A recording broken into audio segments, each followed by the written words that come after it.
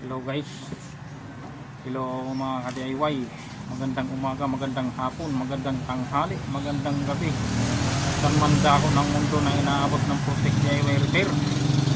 Yan, meron tayo rito na board ng aircon, window type lang ito. Dinala rito ng isang kaibigan natin na technician din ng aircon. Ngayon, ang sabi niya, hindi gumagana sa remote. Manual lang, manual, kasi meron naman siya ritong manual on, ayan o, push button, nagana naman siya mga ka-DIY, pero sa remote hindi siya nagana. Kaya titingnan natin kung anong sira. Sige mga ka-DIY, intro muna tayo para masarap ang kantahan.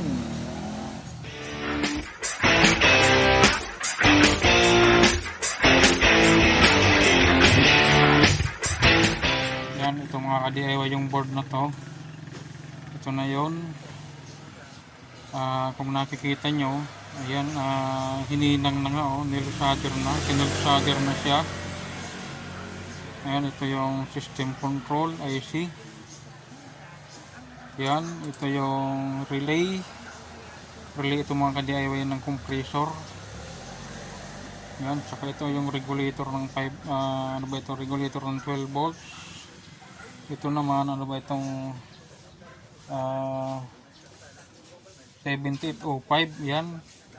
Kung nakikita nyo mga ka-DIY, yun, 7805.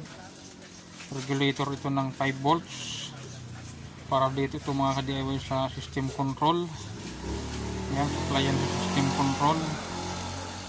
At supply din dito sa ang mga indicator light, tsaka sa sensor, IR sensor, yan, supply yan dito. Yan mga ka-DIY, kung nakikita nyo na yung parts nya. Ngayon mga ka-DIY, na cold solder na siya, pero itatry natin na linisin ng maigi yan. Ayan, tsaka dito mga ka-DIY, yan, kaya ayaw gumana yung remote dito. May napansin ako rito mga ka-DIY. Yan, ayan kung nakita nyo, corrosion. Dalawa lang yan, kung pag ganyang corrosion, shorted ba or hindi na nagko-contact, naglulos connection na. Yung gagawin natin dyan mga ka-DIY, alilinisin natin yan, tsaka hihinangin para gumanda yung connection nya. Kasi either shorted na yan or lost connection. Kaya hinangin natin yan mga ka-DIY, lilinisin. Ayan, may kalawang din sensor, malamang dito talaga yan. Oo, kaya ayaw gumana sa remote. Okay, ayan mga ka-DIY, lilinisin natin to. Kukusin muna natin itong corrosion nya gamit itong cutter blade. Ayan mga ka-DIY, short na nga. Ayan, nag short na siya dahil dun sa mga kalawang, mga asin-asin niya mga ka-DIY kaya hindi siya gumagana yung remote. Ayan kaya kuskusin natin ang kuskusin yan hanggang siya malinis.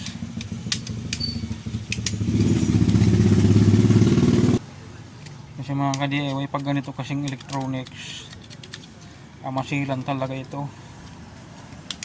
Kaya nga, pag kayo nga naglilinis ng aircon, kailangan tanggalin nyo talaga itong electronics. Tanggalin nyo yan, kasi pag yan nabasa, wala na, patay kayo. Imbis na kumita kayo, mas lalo kayo pang mag-aabuno, magbabayad pa kayo. Kaya pag maganyang electronics, mahirap talagang linisin yan.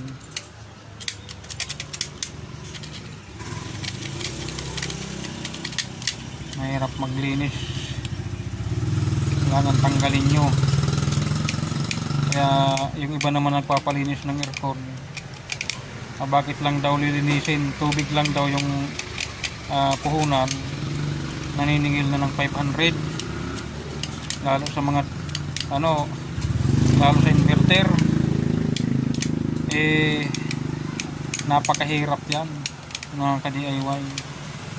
Kaya sa mga customer din, maunawaan nyo yan, kasi lalo sa mga inverter type na aircon, napakamasila ng electronics nyan.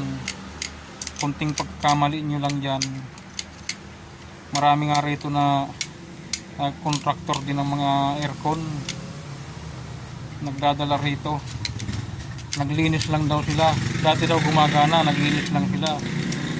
Pagkatapos nilang linisin mga ka-DIY, ayaw nang gumana. Kaya yun, nagkamali sila ng pagtanggal, nagkamali sila ng pagkabit nung board.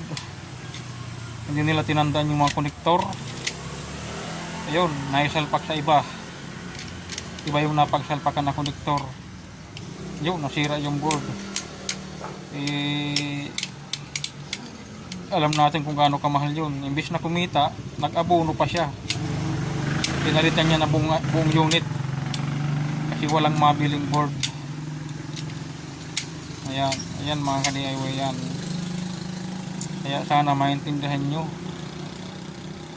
mga naglilinis ng aircon kung gaano nila iniingatan. Ayan, malinis na mga ka-DIY.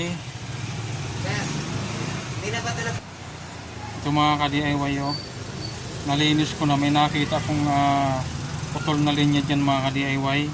Yung papunta rito mga ka-DIY sa sensor na to. Ayan, may putol na linya dyan. Ayan, lagyan natin ng x-rayin natin, palakihin natin yan mga ka-DIY.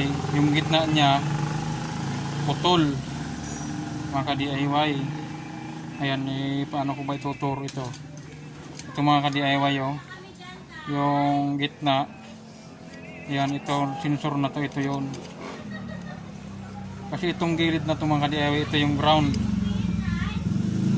Ito naman yung gitna na ito mga ka-DIY, ito yung supply. Putol yan mga ka-DIY. Talagang hindi gagana sa remote. Kasi itong mga ka-DIY na sensor, itong sensor na ito mga ka-DIY, may supply na kuryente yan. Ang supply niyan mga ka-DIY, kung hindi ako nagkamali, 3.3 volts hanggang 5 volts. Yan, depende sa model ng sensor. Yan, putol. Positive yan mga ka-DIY kasi papunta rito sa capacitor.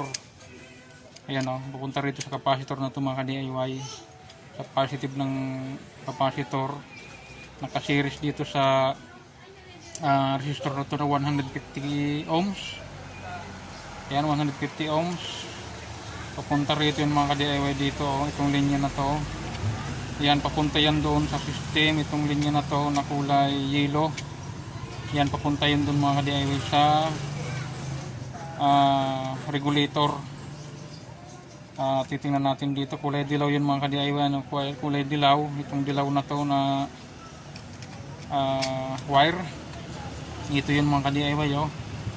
Titingnan natin kung saan papunta yun. Yan, dilaw na yan. Itong dilaw na to, dito sa pinakagilid, i-trace up natin. Ayan, papunta rito. Ayan, trace up natin. Transistor ba to? May transistor. Ayan nga, may transistor siya. Transistor na yon, gagaling dito sa, ayan, resistor naman dito, naka-series. Papunta rito sa capacitor na to. Ayan, capacitor na to na, ilang value ba to ng capacitor na to? 2200 by 25 volts. 12 volts yan mga ka-DIY. Ayan, regulate na yan kasi ginamitan na ng mga na-reduce na yan mga ka-DIY kasi nagkaroon na siniris nila ng mga resistor. Ito naman ano na to, malamang transistor ba to, regulator ng 3.3. Transistor na to. Titingnan ko muna yung number mga ka-DIY para malaman natin. Ayan mga ka-DIY, yung value niyan 9014 yung transistor. Triggering yan mga ka-DIY papunta rito sa supply ng sensor. Ito, supply ng sensor. Ngayon titingnan natin naman kung ilang ang value naman ito na capacitor na to.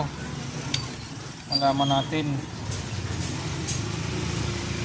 16 volts may 100 microfarad by 16 volts.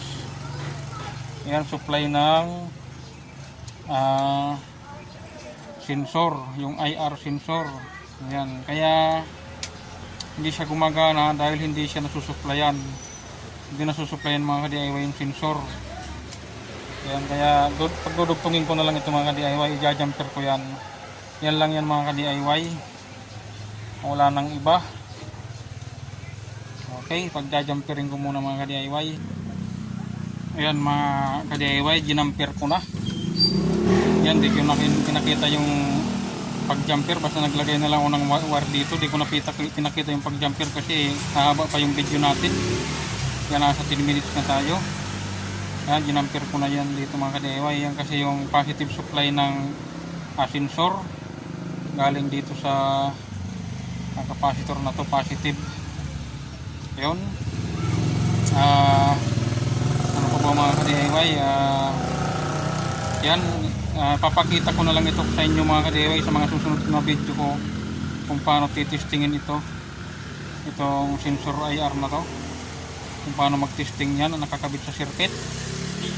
Yan. Habang ginagamit yung remote. Yan mga ka-DIY, yung dito.